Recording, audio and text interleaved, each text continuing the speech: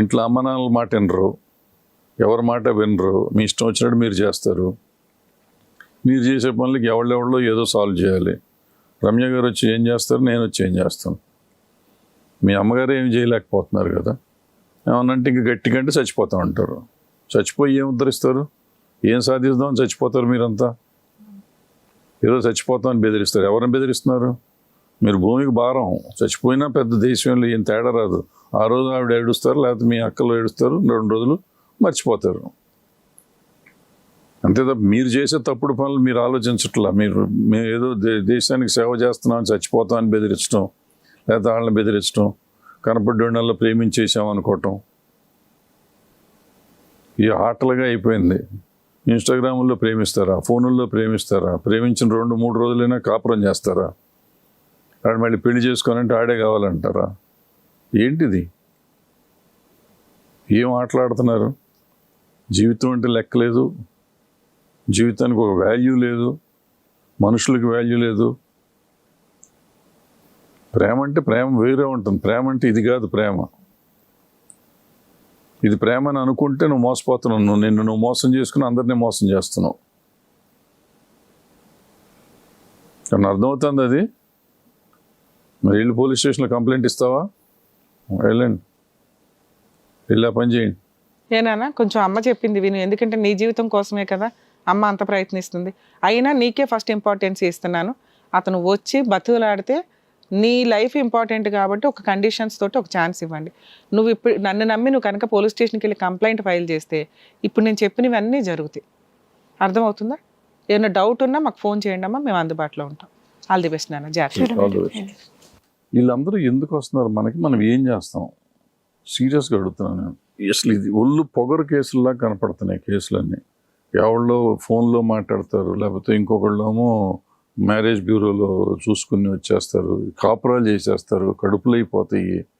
వాళ్ళందరూ వచ్చి ఇక్కడ చెప్పడంతో అసలు మన సమాజం ఏమవుతుందని మనం టెన్షన్ పడాలా, లేకపోతే ఇటువంటి షోల్లో కూర్చున్నందుకు మనం సిగ్గుపడాలా, లేదా వాళ్ళని బాగు చేయాలా?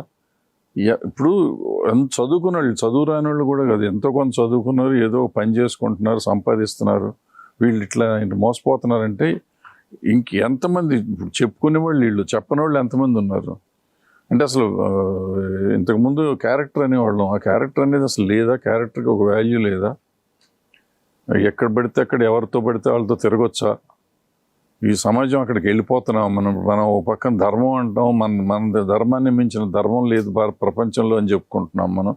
ఈ ధర్మంలో మరి వాళ్ళ పిల్లలు ఇట్లా ఉంటాయంటే ఏం చేసుకోవాలి మనం? చెప్పుకున్నవి చెప్పని ఎన్ని ఉన్నాయి.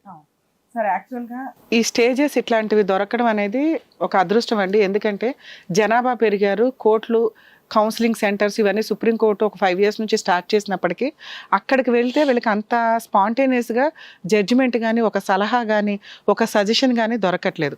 సో మనం ఇక్కడ ఉండి ఇవ్వడం వల్ల సిగ్గుపడాల్సిన అవసరం లేదు సార్. వాళ్ళందరికీ ప్రాపర్గా మనం ఒక మంచి గైడెన్స్ ఇస్తున్నాం. అది ఒకటి పుణ్యం అనే చెప్పాలి. ఎందుకంటే ఇలా కూడా చెప్పేవాళ్ళు దొరకట్లేదు బయట. వాళ్ళకి వెళ్ళాల్సిన ప్లేసుల్లో ఇన్ టైంలో వాళ్ళకి దొరకట్లేదు. 2, మీరు అన్నది సమాజం ఎలా మారిపోతుందండి అంటే ఎప్పుడు కూడా పరిస్థితుల ప్రకారం అన్ని టెక్నాలజీలు వాడుకుంటూ అందరూ మార్పులు వస్తున్నాయి, దాన్ని యాక్సెప్ట్ చేయాలి. అంటే టెక్నాలజీ ఒకటే కాదు సార్. ఒకప్పుడు ఒక ప్రాంతం వాళ్ళకి వాళ్ళ వరకే వాళ్ళకి సర్కిల్ ఉండేది. ఇప్పుడు సర్కిల్ అనేది చాలా వ్యాస్ట్గా వెళ్ళిపోయింది టెక్నాలజీ వల్ల. ఎవరు ఎక్కడి నుంచి అన్నా ఎలా అన్నా పరిచయం అవుతున్నారు. వాళ్ళు వేరే అబౌట్స్ ఏంటి, వాళ్ళు ఇదేంటి అని కూడా ఏమీ తెలియట్లేదు మనకి. సో దానివల్ల ఏంటంటే దీన్ని కంట్రోల్ చేయడం అవ్వదు. పరిస్థితులు తగ్గట్టు అందులో మోరల్ వాల్యూస్ ఇంక్లూడ్ చేసుకోమని మళ్ళంటి వాళ్ళని కూర్చొని కాస్త చెప్పుకుంటూ వెళ్ళడమే తప్ప. ఇక మీరు అన్న 3rd పాయింట్ ఫిజికల్ రిలేషన్స్.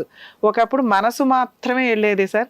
ఈ రోజున కళ్ళు వెళ్ళిపోతున్నాయి, శరీరాలు వెళ్ళిపోతున్నాయి. అవన్నీ అయినాకే డెసిషన్స్ తీసుకుంటున్న కల్చర్లోకి మనం దిగిపోతున్నాం. ఎందుకంటే వేరే కంట్రీస్ యొక్క కల్చర్ మనకు తెలుస్తుంది. అక్కడ అంత ఫ్రీగా ఉన్నప్పుడు ఇక్కడ మనం ఫైనాన్షియల్గా ఇండివిజువాలిటీ వచ్చింది ఒక్కొక్కరికి. పేరెంట్స్ మాట కానీ, చుట్టుపక్కల వాళ్ళ మాట కానీ, సమాజం మాట కానీ వీళ్ళకి భయం లేదు. ఒకప్పుడు సమాజం ఏమనుకుంటుంది, పక్కింటి వాళ్ళు ఏమనుకుంటారనే భయంతో మనసు వెళ్ళిపోయినా మనుషులు అక్కడే ఉండేవాళ్ళు. దానివల్ల మోరల్ వాల్యూస్ కాస్త మిగిలేవి. ఈ రోజున అవి అంత ఎక్సీడ్ అయిపోయి వెళ్ళటం వల్ల ఎవరికి మోరల్ వాల్యూసా, ఫిజికల్ రిలేషన్లు ఇలా వెళ్ళకూడదమ్మా అని చెప్పినా అండర్స్టాండ్ చేసుకునే పొజిషన్లో లేరు. ఎందుకంటే ఆ టైంలో వచ్చే హార్మోన్ ఇంబ్యాలెన్స్ ఒకప్పుడు అందుబాటులో ఉండేది కాదు కాబట్టి మేబీ వీళ్ళు వెళ్ళేవాళ్ళు కాదేమో. ఇప్పుడు అందుబాటులో ఉన్న అన్ని ఫెసిలిటీస్ దొరకడం వల్ల ఫిజికల్ గా వీళ్ళు ఎక్సీడ్ అయిపోయి వెళ్ళిపోతున్నారు. ఈ దాని వల్ల కేసు వీళ్ళ జీవితాలు వీళ్ళే నాశనం చేసుకుంటున్నారు సార్. పోనీ వచ్చిన ప్రాబ్లమ్స్ తట్టుకుంటున్నారా? వెంటనే సూసైడ్ అటెంప్ట్స్. ఎవరికి లాస్ ఇవన్నీ? వాళ్ళ అమ్మ ఏడుస్తారు, వాళ్ళ ఇంట్లో వాళ్ళు ఏడుస్తారు. సూసైడ్లు చేసుకోమని చెప్పలేం కదా. కాలం ఎంత ప్రాబ్లంనైనా ఎంత కష్టాన్నైనా తీరుస్తుంది సార్. అది కొంచెం వాళ్ళు రియలైజ్ అవ్వగలిగితే సూసైడ్లు చేసుకోకుండా ఆగుతారు. ఇక క్యారెక్టర్ ఎప్పుడూ ఇంపార్టెంట్ సార్. ఎవరో మనకు వచ్చి చెప్పవసరం, మన క్యారెక్టర్ మనం చూసుకుంటే తలెత్తుకొని బయట తిరగచ్చు. అది లేదు ఈ రోజున టీనేజర్స్కి కానీ జనాలకు కానీ. ఇమీడియట్గా పెళ్లి చేసుకోవడం, ఎందుకో విడిపోవడం, ఎందుకో అక్రమ సంబంధాలు పెట్టుకోవడం. ఇక సమాజంలో ఉన్నంతలో మన వంతు ప్రయత్నం మన న్యాయం చేయడానికి, వాళ్ళకి మంచి సలహాలు ఇవ్వడానికి యూజ్ అవుతామని నా ఉద్దేశం. ఈ కేసులు నిన్న మొన్న పేపర్లో ఒకటి చూసాను సార్. ఫాదర్ వేసిన క్వశ్చన్కి నిజంగా సమాధానం ఎట్లా చెప్పాలో అర్థం కాల. మొన్న ప్రెసిడెంట్స్లో ఆయన జనరల్ పబ్లిక్ని అడిగాడు. ఆయన ప్రాబ్లం ఏంటంటే వాళ్ళిద్దరూ పెళ్ళిళ్ళే సెటిల్ చేశారు, పెళ్లి చేసుకుందాం అంటున్నారు. ప్రీ వెడ్డింగ్ షూట్లు ఉంటున్నాయి కదా ఈ మధ్య. ప్రీ వెడ్డింగ్ షూట్లో వాళ్ళు ముద్దులు మురిపాలు అన్నీ చేశారంట. చేసినాక పెళ్లి పీటల మీద కూర్చొని ఉండగా పెళ్లి కొడుకు మంచోడు కాదని ఎవరో చెప్పారు. పెళ్లి పీటల మీద ఆ తండ్రి ధైర్యం చేసి పెళ్లి క్యాన్సిల్ చేశాడు. Hats off to him. ఇప్పుడు ఆయన ఏమంటాడు, ఆయన ప్రశ్న ఏంటంటే, నేను పెళ్లి క్యాన్సిల్ చేశాను ధైర్యంగా, కానీ నిన్నటి దాకా నా కూతురు బ్రహ్మాండం అనుకున్న కూతురు ఆడితో ముద్దులు మురిపాలు చేస్తా వీడియో తీసి పెట్టారు. ఇప్పుడు అది అఫీషియల్గా తీసిందే, ఫ్యామిలీలు ఇష్టంగా తీసుకున్నాయి. ఇప్పుడు అది బయటకు వచ్చింది. ఆ రోజు పెళ్లిలో కూడా షోలో చేశారు వీళ్ళు. ఇప్పుడు నా కూతురు అంటే నేను తలెత్తుకోలేని పరిస్థితిలో ఉన్నాను అంటాడు. అది ఏం చెప్పాలి దానికి? అటువంటి దానికి సమాధానం మనకి సార్, యాక్చువల్గా ఈ రోజున మీరు ప్రీ వెడ్డింగ్ షూట్స్ ఇవేమంటున్నారంటే కొన్ని సమాధుల్లో కూర్చొని కూడా దిగుతున్న హీనమైన స్టేజ్లోకి వెళ్ళిపోయారు. యాక్చువల్గా డాన్సులు వేస్తున్నారు, డాన్సులు వేస్తూ చాలా డ్రామాటిక్గా అయిపోయింది. యాక్చువల్గా మ్యారేజ్ అంటేనే మనం సాంప్రదాయాల్లో ఏ కంట్రీ ఏ కల్చర్లో అయినా, అంటే ఏ రిలీజియన్లో అయినా మనం మాట్లాడుకునేది ఆ టైంకి ఆ ఇద్దరు వ్యక్తుల మధ్య వచ్చే చూపుల ద్వారా, ఆ పెళ్లిలో జరిగే స్పర్శ ద్వారా వచ్చే ఫీలింగ్స్లో వాళ్ళకు బాండింగ్ వస్తుంది అని. ఆ స్టేజ్ దాటిపోయి చాలా విచ్చలవిడిగా వెళ్తున్న సందర్భాలు ఇవి. అంత కాస్ట్లీగా పెళ్లి చేసుకోవాలనే కదా వాళ్ళ నాన్న డిసైడ్ అయ్యి వాటికి ల్యాక్స్ లో ఇవ్వాల్సి వస్తుంది సార్. ప్రీ వెడ్డింగ్ షూట్స్ కానీ ఫోటోగ్రాఫర్స్ కి ఈ రోజున ల్యాక్స్ లో వీళ్ళు ఫీజెస్ పే చేస్తున్న సందర్భం ఉన్నప్పుడు అది కావాలని చేసుకున్న విధానం, దానికి తగ్గ వచ్చే రిజల్ట్ కూడా వాళ్ళు కొంత ఫేస్ చేయాల్సిందే. వాళ్ళ ఇంట్లో వాళ్ళు పెట్టుకుని ప్రీ వెడ్డింగ్ షూట్ సమాజాన్ని మనల్లో సమాధానం చెప్పమంటే కుదరదు. కానీ ఆయన తీసుకున్న డెసిషన్ కరెక్ట్ గా ఉంది, ఎందుకంటే ముందే రియలైజ్ అయ్యాడు. ప్రీ వెడ్డింగ్ షూట్స్ ని వాళ్ళు దానికోసం బాధపడతానంటే అవ్వదు. ఎందుకంటే ప్రీ వెడ్డింగ్ షూట్ ఎవిడెన్స్ లేకపోయినా ఎంగేజ్మెంట్ మ్యారేజ్ టైంలో చాలా జరిగిపోతున్నాయి. వీళ్ళు షికార్లకి వెళ్ళటం కానీ ఏదన్నా. సో ఇవి కామన్ గా అడ్జస్ట్ చేసుకున్న వ్యక్తే కొత్త అల్లుడుగా వస్తాడని మనం ఎక్స్పెక్ట్ చేద్దాం సార్.